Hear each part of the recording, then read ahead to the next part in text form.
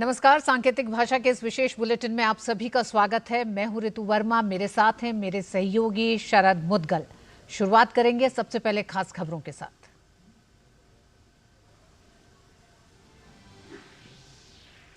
शाही ईदगाह मस्जिद मामले में इलाहाबाद हाईकोर्ट के आदेश पर रोक लगाने से सुप्रीम कोर्ट का इंकार। 18 तारीख को तय होगी एएसआई सर्वे की प्रक्रिया और रूपरेखा।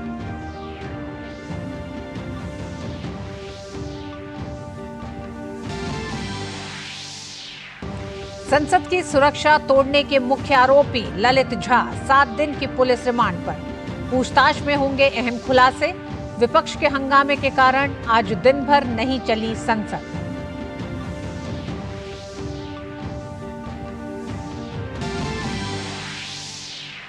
राजस्थान में आज से नई सरकार।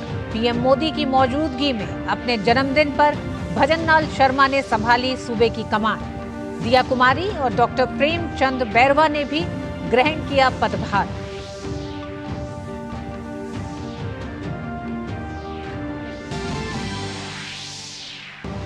दिल्ली पहुंचे ओमान के सुल्तान हैथम बिन तारिक। 3 दिन की भारत यात्रा पर पीएम मोदी समेत तमाम वरिष्ठ नेताओं के साथ करेंगे बैठक।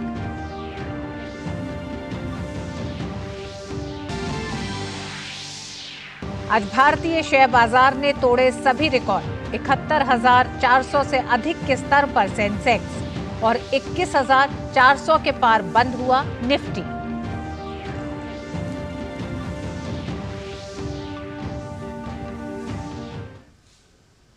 मथुरा में श्री कृष्ण जन्मभूमि मामले में सुप्रीम कोर्ट से मस्जिद पैरोकारों को कोई राहत नहीं मिली।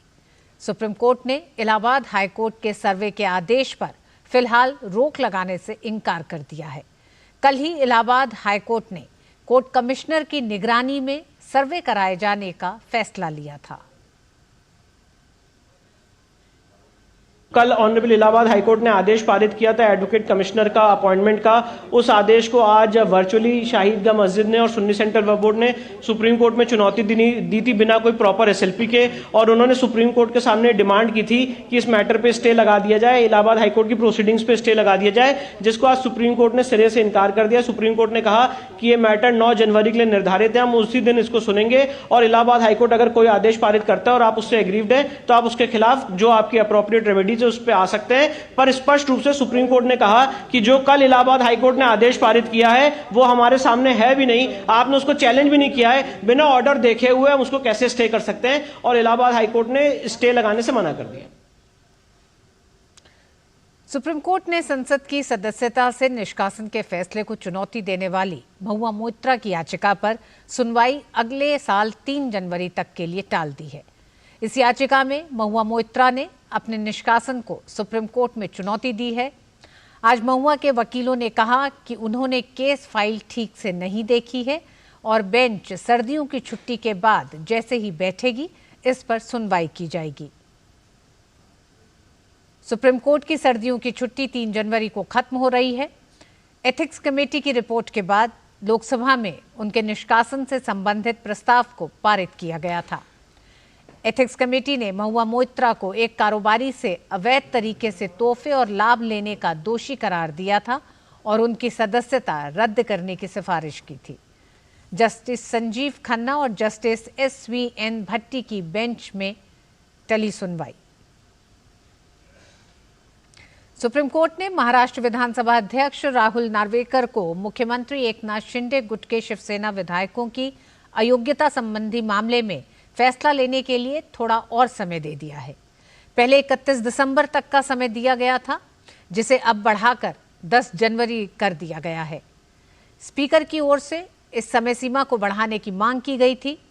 दरअसल सुप्रीम कोर्ट ने 17 अक्टूबर को नार्वेकर को पार्टी में विभाजन के बाद एक दूसरे के विधायकों को अयोग्य ठहराने की मांग करने वाली शिवसेना के प्रतिद्वंदी गुटों द्वारा दायर याचिकाओं पर निर्णय लेने के लिए समय सीमा देने का मौका दिया था। संसद की सुरक्षा के मामले में 5वें आरोपी ललित झा को दिल्ली पुलिस की special cell Patiala House Court लेकर पहुंची। मामले में आरोपी ललित झा को आज कोर्ट में पेश किया गया। कोर्ट ने आरोपी ललित झा को 7 दिनों की पुलिस रिमांड में भेज दिया है। दिल्ली पुलिस ने 15 दिनों की रिमांड मांगी थी। राजस्थान के मुख्यमंत्री भजनलाल शर्मा के लिए आज दोहरी खुशी का दिन है। आज उनका जन्मदिन है और इस बेहद खास मौके पर उन्होंने सूबे की कमान हाथ में ले ली। राज्यपाल ने उन्हें मुख्यमंत्री पद की शपथ दिलाई। प्रधानमंत्री नरेंद्र मोदी की मौजूदगी में जयपुर के ऐतिहासिक एल्बर्ट हॉल में दोनों उप मुख्यमंत्री दिया कुमारी और प्रेमचंद बैरवा ने भी शपथ ली। बीजेपी ने राजस्थान चुनाव में 199 में से 115 सीटों पर जीत दर्ज की है। शपथ ग्रहण के बाद मुख्यमंत्री भजनलाल शर्मा ने सचिवालय में अपना पदभार ग्रहण किया। इस दौरान मौजूद सभी विधायकों ने उन्हें मिठाई खिलाई और बधाई दी। उप मुख्यमंत्री प्रेमचंद बैरवा ने सचिवालय पहुंचकर पदभार संभाला। कहा कि केंद्र सरकार की योजनाओं को अंतिम छोर के व्यक्ति तक पहुंचाना हमारी प्राथमिकता होगी। उप मुख्यमंत्री दिया कुमारी ने पदभार ग्रहण करने के बाद कहा कि राजस्थान में अब विकास के काम में तेजी आएगी।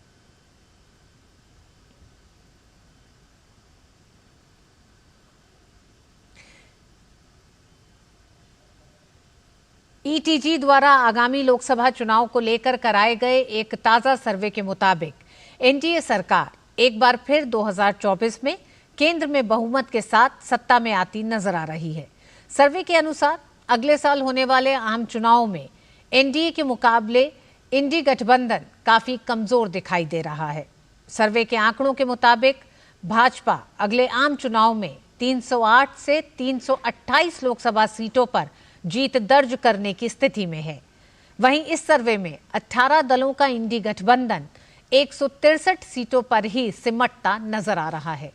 इसमें एक तरफ जहां अकेले भाजपा के 308 से 328 सीटों पर पहुंचने का अनुमान लगाया गया है, तो वहीं कांग्रेस एक बार फिर 52 से 72 सीटों के साथ बड़े अंतर से पिछड़ती दिख रही है। 2019 में हुए लोकसभा चुनाव में भाजपा को 37% से ज्यादा वोट मिले थे और एनडीए गठबंधन को कुल 45% वोट हासिल हुए थे। इसके चलते भाजपा के नेतृत्व वाले एनडीए गठबंधन को 353 सीटों पर जीत मिली थी। वहीं कांग्रेस पार्टी इस चुनाव में केवल 52 सीटों पर सिमट गई थी। वहीं पीएम मोदी पर जनता के बढ़ते विश्वास की वजह से हालिया विधानसभा चुनाव में भाजपा को 3 राज्यों में बड़ी जीत हासिल हुई है। प्रधानमंत्री नरेंद्र मोदी की इसी लोकप्रियता के चलते ईटीजी सर्वे में 2024 में भी एनडीए गठबंधन के लिए जीत का रास्ता साफ नजर आ रहा है। संसद की सुरक्षा में बुधवार को हुई चूक के बाद विपक्षी दलों के सांसदों के हंगामे के कारण संसद के दोनों सदनों की कार्यवाही सोमवार सुबह 11 बजे तक के लिए स्थगित कर दी गई है। लोकसभा में विपक्षी दलों के सांसद इस मसले पर गृह मंत्री अमित शाह के बयान की मांग कर रहे थे। आज सुबह 11 बजे लोकसभा की कार्यवाही जैसे ही शुरू हुई, वैसे ही विपक्षी सांसद हंगामा करने लगे। ऐसे में कार्यवाही शुरू होने के 1 मिनट के भीतर ही सदन की कार्यवाही स्थगित करने का ऐलान कर दिया गया। राज्यसभा में भी सांसदों के हंगामे के कारण सभापति ने तुरंत सदन की कार्यवाही स्थगित कर दी। इससे पहले विपक्ष द्वारा नियम 267 के तहत कार्यस्थगन प्रस्ताव के तहत संसद की सुरक्षा में चूक मसले पर चर्चा के लिए 23 नोटिस दिए गए, जिस पर सभापति ने अपना पक्ष रखते हुए कहा कि इस मसले पर जांच चल रही है और सदन में सभापति के द्वारा इस पर स्थिति को स्पष्ट कर दिया गया है। सत्र शुरू होने से पहले राज्यसभा में विपक्ष के नेता मल्लिकार्जुन खड़गे के कार्यालय में आज विपक्षी नेताओं की बैठक हुई। इस बैठक में 13 दिसंबर को संसद की कार्रवाई में कुछ लोगों द्वारा बाधा डालने से जुड़े मुद्दे पर चर्चा हुई। वहीं सरकार की ओर से कहा गया कि यह संवेदनशील मामला है, विपक्ष को इसे समझना चाहिए। मामला कोर्ट में है और उच्च स्तरीय जांच भी चल रही है।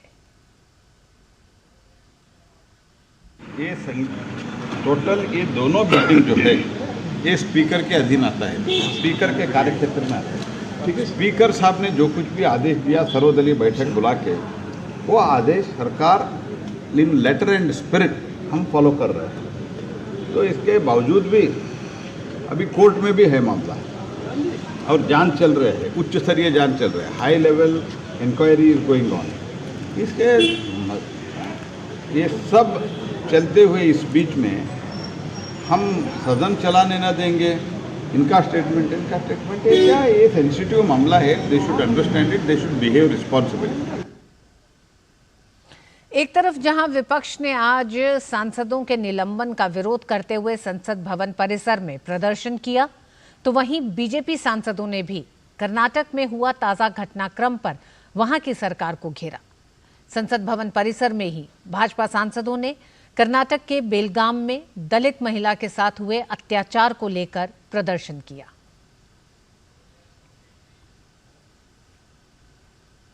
एक औरत को नंगा कर को मारपीट करके जुलूस निकाला है और इतना क्रूयल था वो, तो क्रूर रूप से किया है और स्वयं कर्नाटक हाईकोर्ट कॉग्निजेंस लिया है।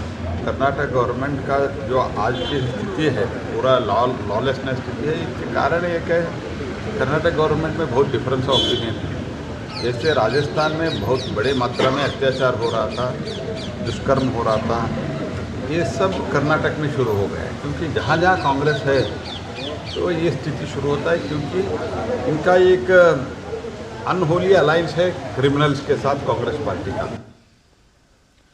महाराष्ट्र के बीड जिले में आदिवासी महिला को निर्वस्त्र करने के मामले की घोर निंदा करते हुए भारतीय जनता पार्टी के राष्ट्रीय अध्यक्ष जेपी नड्डा ने 5 सदस्यीय समिति का गठन किया है। समिति घटनास्थल का दौरा कर फैक्ट फाइंडिंग का काम करेगी और शीघ्र तौर पर अपनी रिपोर्ट भाजपा अध्यक्ष को सौंपेगी। समिति में भाजपा सांसद अपराजिता सारंगी, सुनीता दुग्गल, लॉकेट चैटर्जी, रंजीता कोली के साथ ही भाजपा की राष्ट्रीय सचिव आशा लाकड़ा के नाम शामिल हैं। मामले में भाजपा अध्यक्ष ने कांग्रेस सरकार की कार्यशैली को कांग्रेस शासित राज्यों में महिलाओं के खिलाफ बढ़ते अपराधों का बड़ा कारण बताया।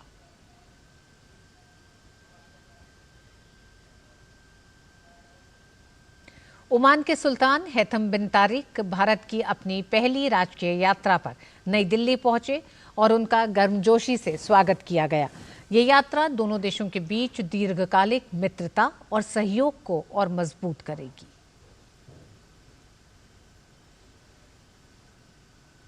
रक्षा अनुसंधान एवं विकास संगठन यानी DRDO ने आज चित्रदुर्ग स्थित एरोनॉटिकल टेस्ट रेंज से autonomous flying wing technology demonstrator का सफलतापूर्वक परीक्षण किया है।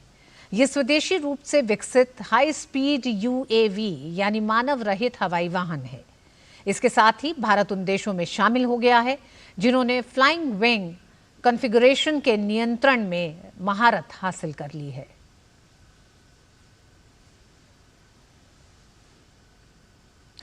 केंद्रीय विद्यालय संगठन आज अपना हीरक जयंती समारोह मना रहा है। शिक्षा के लिए समर्पित केंद्रीय विद्यालय संगठन की स्थापना 15 दिसंबर 1963 को हुई थी। संगठन की हीरक जयंती के मौके पर आज नई दिल्ली में एक कार्यक्रम का आयोजन किया गया, जिसमें केंद्रीय शिक्षा मंत्री धर्मेंद्र प्रधान भी शामिल हुए। कार्यक्रम को संबोधित करते हुए शिक्षा मंत्री ने कहा कि केंद्रीय विद्यालय संगठन की पिछले 60 साल की प्रगति काफी संतोषजनक रही है। उन्होंने उम्मीद जताई कि अगले शैक्षणिक वर्ष तक राष्ट्रीय शिक्षा नीति के प्रावधानों को सभी 1200 केंद्रीय विद्यालयों में लागू कर दिया जाएगा। इसमें राष्ट्रीय शिक्षा नीति का क्रियान्वयन शुरू हो गया है। बाल बाटिका, PM श्री स्कूल, अटल टिंकरिंग लैब, योगा एक प्राथमिकता के विषय, खेलो इंडिया, स्पोर्ट्स एक्टिविटीज, ये सब आज केंद्रीय विद्यालय में प्रयोग शुरू हो गया है। 1200 ही स्कूल है। कम से कम आने वाले शिक्षा वर्ष में ये 1200 स्कूल में भारत सरकार की राष्ट्रीय शिक्षा नीति की जो सारे इनिशिएटिव है, ये सारे को पूरा का पूरा प्रयोग करने की दायित्व केंद्रीय विद्यालय लेगा, ये मेरा अपेक्षा है।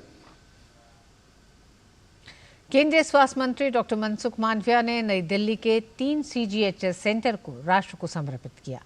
ये सेंटर अलकनंदा, रोहिणी सेक्टर 16 और वसंत विहार में स्थित हैं। देश के 341 CGHS सेंटर में 44 लाख लाभार्थियों का इलाज होता है।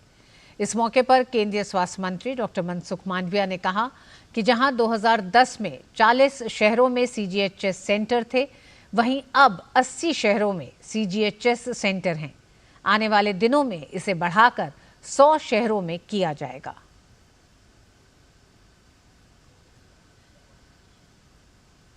CGHS लाभार्थियों ने कोई मेडिसिन ली हो, ट्रीटमेंट ली हो, रियम्बर्समेंट करना हो तो टाइम पे होता नहीं था। दोस्तों उसके पीछे पिछले 6 महीने में मिशन मोड में काम किया गया है। मैं दावे के साथ कहता हूं कि आप प्राइवेट अस्पताल में जाएंगे, आपकी प्रायोरिटी वहां बन गई है, क्योंकि पैकेज बढ़ाया गया है, पैकेज का रेट बढ़ाया गया है, उसको टाइम पे पेमेंट होने लगा है, रियम्बर्समेंट रेगुलर होना चालू कर दिया है, डिजिटल टेक्नोलॉजी का उपयोग किया है। केंद्रीय नागर विमानन मंत्री ज्योतिरादित्य सिंधिया ने बताया कि 2024 में देश के 25 नए हवाई अड्डे डिजी यात्रा ऐप से जुड़ जाएंगे। सिंधिया ने बताया कि हवाई अड्डों को डिजी यात्रा से जोड़ने का काम अलग अलग चरणों में किया जाएगा, जिसके चलते 2024 के अंत तक 96% यात्री डिजी यात्रा ऐप से जुड़ जाएंगे। Next phase, which is in calendar year 2024, we are going to take up first 14 more airports that we are adding on to DigiYatra, and in the second phase 11 more airports, so a total of 25 more airports in calendar year 2024.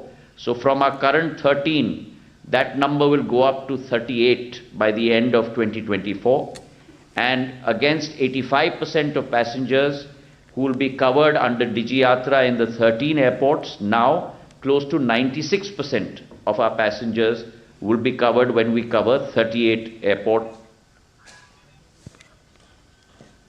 आज जारी हुई अनंतिम payroll data के अनुसार कर्मचारी राज्य बीमा निगम यानी ESIC ने अक्टूबर में 17.28 लाख नए सदस्य जोड़े हैं। श्रम मंत्रालय ने पेरोल डेटा जारी करते हुए एक बयान में कहा कि लगभग 23,468 नए प्रतिष्ठानों को पंजीकृत किया गया है और अधिक कवरेज सुनिश्चित करते हुए अक्टूबर 2023 में ESIC के सोशल सिक्योरिटी अम्ब्रेला के तहत लाया गया है। मंत्रालय ने कहा कि अक्टूबर 2023 में लगभग 17,28,000 नए कर्मचारी जुड़े हैं। युवाओं के लिए अधिक नौकरियां पैदा हुई हैं, क्योंकि जोड़े गए कुल 17,28,000 कर्मचारियों में से 25 वर्ष की आयु तक के 8,25,000 कर्मचारियों का नया पंजीकरण हुआ है, जो कुल कर्मचारियों का 47.76% है।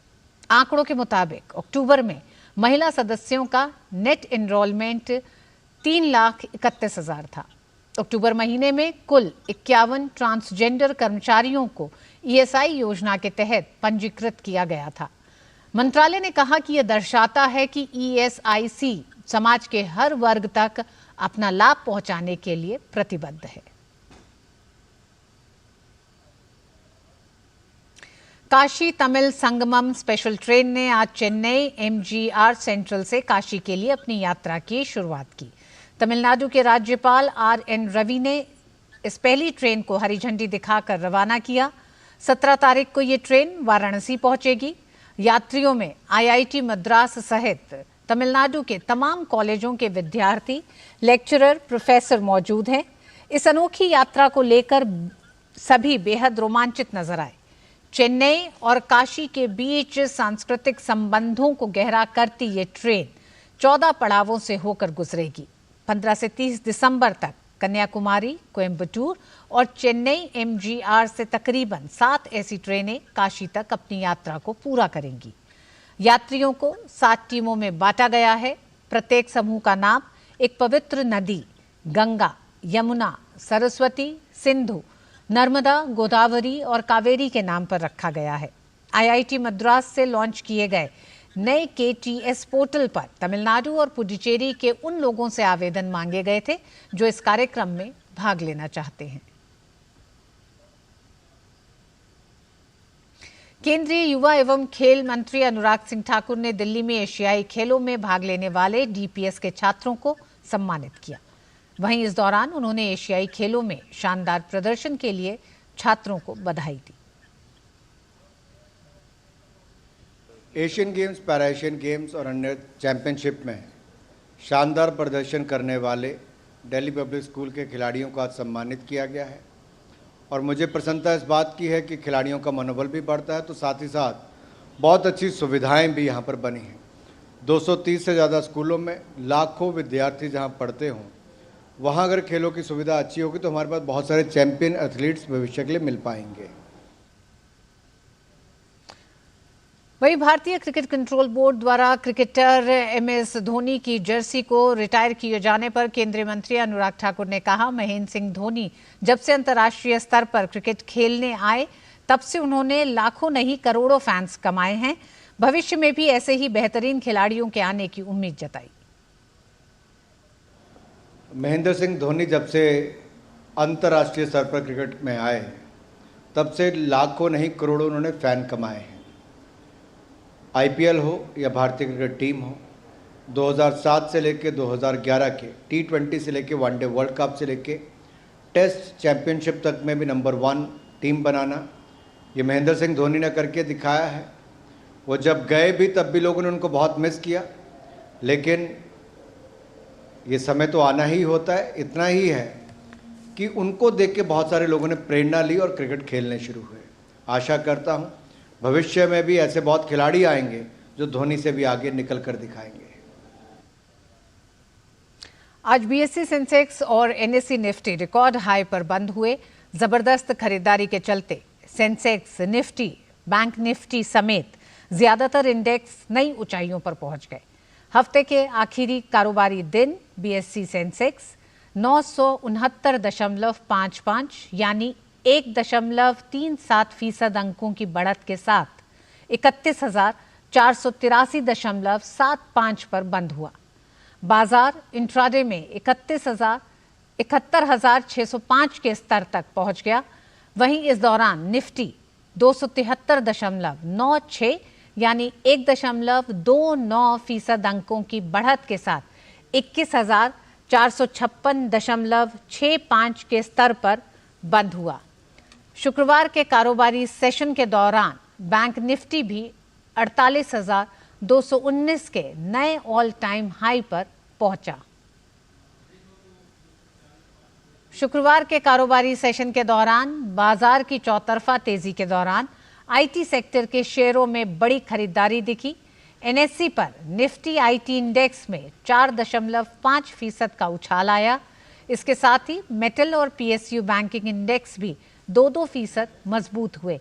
इससे पहले गुरुवार को सेंसेक्स 929 अंकों की मजबूती के साथ 70,514 के स्तर पर बंद हुआ।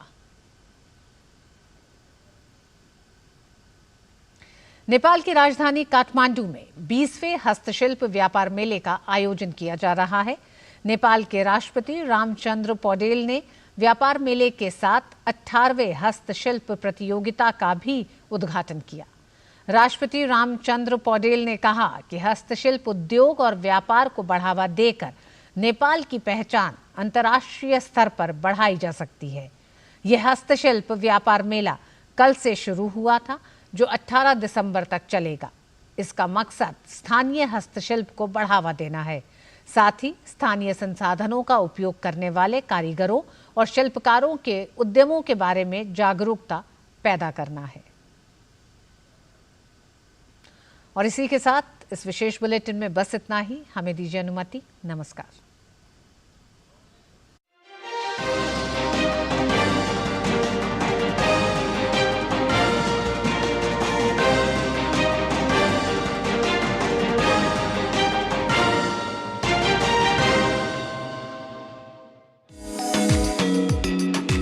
मिलवाएंगे आपको एक ऐसी शख्सियत से जिसने असहाय बच्चों की मदद करने के लिए टॉयलेट तक किया साफ।